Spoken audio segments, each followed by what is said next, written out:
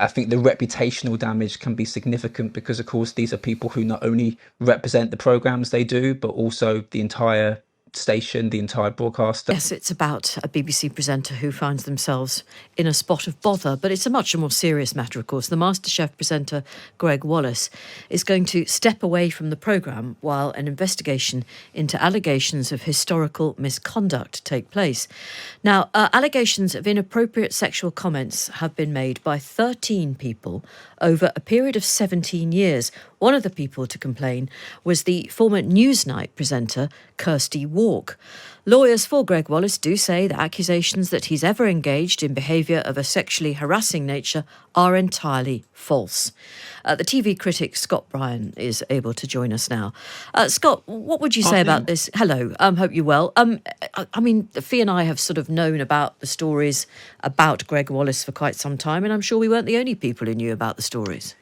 Yeah, I mean, but I think certainly the fact that this story has come together this afternoon certainly raised eyebrows, just because Greg Wallace is a part of some of the BBC's most watched food-related programming. I mean, he's pretty much on TV at some points every single week, and has been a mainstay. But I mean, these allegations, which were after a BBC News investigation that he had made inappropriate sexual comments, or allegations that he had made such comments, which he has denied through his lawyers. I mean, certainly puts the BBC into a difficult situation. I mean, I think it's it's the fact that Kirsty Wark, who of course hosted BBC Newsnight, she says as part of that investigation that on 2 occasions during early morning filming, she says that Wallace told stories and jokes of a sexualized nature in front of crew and contestants, and that she says, quote, these comments were really, really in the wrong place. I mean, it's certainly uncomfortable for the corporation, who has, I think, been making quite strident steps, saying that they're not going to be giving sort of special treatment to talent anymore, that, you know, they're trying to certainly move on from difficult stories during the summer to now be facing another star, facing more allegations, and them having to still air programs. I mean, they're still airing the Masterchef, the Professionals episode this evening with Greg Wallace attached. Oh, it's going out, is it, with him? It is, yeah. Yes, it is, yeah. Right, But that's definite. yes, but he's stepped aside from presenting any more forthcoming episodes, but a scheduled episode is still going ahead for now. That's quite interesting, isn't it? I mean, we should be absolutely clear about these. These are allegations of inappropriate, deeply inappropriate remarks. I mean, I think it's fair to say that we know something about what he's alleged to have said, and it's not pleasant stuff. It's kind of absurdly juvenile and utterly inappropriate in any kind of work setting. Wouldn't really be appropriate in any setting that I'd enjoy. But anyway, he hasn't been accused of sexual assault or anything of that nature, but it is peculiar to me that it had just taken so much time. And if you have a woman with the heft, if I can put it that way, of Kirsty Wark raising complaints and issues and still nothing happening, it beggars belief.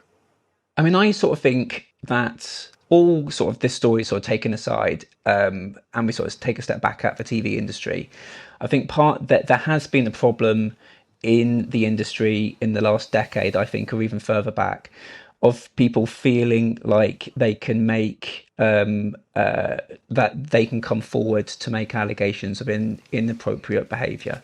I think the industry just naturally is reliant on self-employed freelancers going from job to job to job. So naturally, understandably, people who feel that they are working with difficult talent would not want to make an allegation in case that therefore jeopardizes their next placement and their future career. And I think it's also the way in which the industry is quite independent of each other. There's many productions happening at the same time. People go from job to job to job. So I think broadcasters, realising the responsibility, are trying to making sure that there's appropriate policies put in place so that people can feel comfortable. But I think there still needs to be sort of a wider cultural shift so that people feel comfortable that there won't be any negative consequences on themselves. I mean, in this case, I mean, the BBC News has said that they've been working on this story since last summer. So they have essentially collated, allegations from 13 individuals over a 17-year period. And then they went from that forward to representatives for Greg Wallace's lawyers who have said that he denies these allegations. So I think, sometimes if you're making an allegation, you might feel like you're the only one. You don't know whether there are other people attached to that. So that might be a factor. Okay, and we do need to acknowledge that this is an investigation by the BBC about a BBC presenter. We really have been here before, haven't we? Yes, we have. I mean, of course, in the last few months, we've had Jermaine Janus. He was sacked after complaints about his workplace conduct. Hugh Edwards, of course, after making indecent images of children during the summer.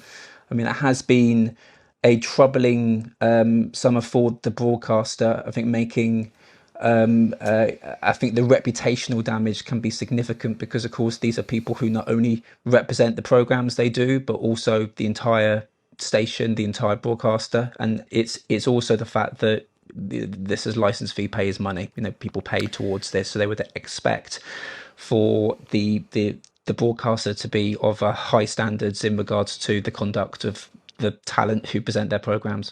Yeah, I do think there is quite a fine tradition of the BBC being quite vulnerable when it comes to popularising talent they believe to appeal to the working classes. So I imagine that they imagined that Greg Wallace's cheeky, chappy Cockney thing was something that people would lap up. Now, if you look at the ratings, I can only assume that indeed that was the case because he got so much work.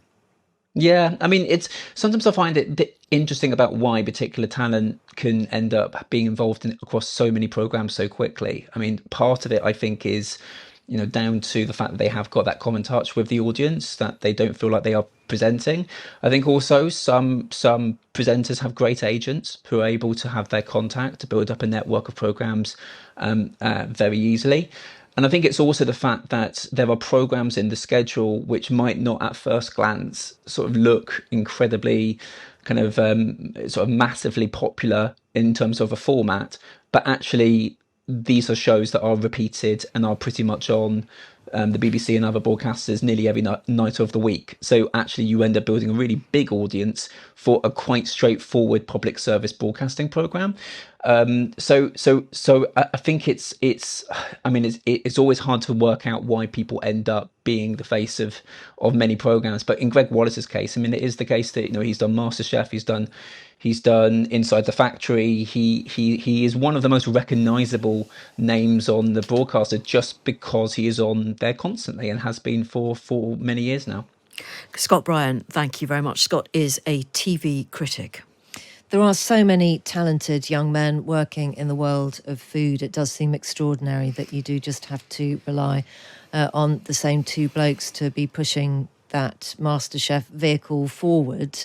I do think what Scott said about agents is interesting as well, Jane, because they have to face two worlds, don't they? But they are absolutely the person who would be able to say to the talent, somebody has complained about this, you're not doing the job that you should be doing, you're not behaving in the way that you should be doing, let's sort this out. Not everybody in the workplace has the luxury of that kind of go-between, but talent does have the luxury of that. So if the BBC is finding it difficult to talk to talent, they are going through an agent, and the agent should be aware of all of the rumours. If you and I are aware of the rumours, then other people are aware of the rumours, because we're not that connected, Jane. No, we're really not. If only we were. But Scott did remind me of Jermaine Janus, and his services were dispensed with pretty quickly. They were, weren't they? So you have to wonder, but they'll be accused of a double standard if they don't get a wiggle on with sorting out the allegations against Greg Wallace. His lawyers do, of course, deny that he has done anything unpleasant.